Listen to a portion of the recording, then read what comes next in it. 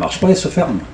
Mais il faut se rappeler, quand on parlait du fret, Didier en parlait, Veolia a eu une activité fret, et du jour au lendemain, comme c'était pas assez rentable, ils ont décidé de fermer, et un mois après, l'activité fret Veolia n'existait plus. Ça veut dire que dans le cadre de la concurrence, vous avez vu ce qui se passe avec l'aviation, c'est que du jour au lendemain, si des entreprises qui ont assuré un transport au titre de la concurrence ne gagnent pas d'argent, elles peuvent décider unilatéralement, ou pour des raisons, disons, de non-rentabilité, si elles sont mises en faillite, de ne plus exister. Ça veut dire qu'il n'y aura plus de circulation de train.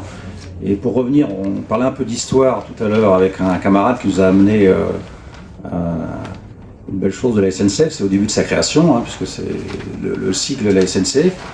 Il faut savoir que la nationalisation, c'était pas idéologique à l'origine.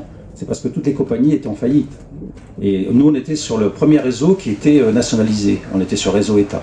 C'est parce qu'en fait, les entreprises, enfin les Rothschild et autres de l'époque, gardaient de l'argent. On a nationalisé et en même temps, on leur a permis de continuer pendant 40 ans,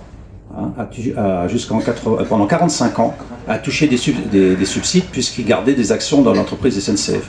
C'est-à-dire que de 1937 à 1982, c'est là qu'on a eu cette nouvelle loi, et tous les actionnaires privés ont continué à s'enrichir sur le dos de l'entreprise SNCF. Il faut bien comprendre que les enjeux, tous ces enjeux d'ouverture à la concurrence, on peut le voir, on risque surtout avec cette situation, on va privatiser les profits et nationaliser les pertes. Et on voit bien, c'est tout ce qui est en train de s'organiser. Je pense que le camarade d'EDF, tout à l'heure, aura l'occasion d'expliquer un petit peu ce qui est en train de se passer. Mais regardons bien très rapidement, sur le prochain service, les bus qui étaient entre Rouen et Caen sont supprimés.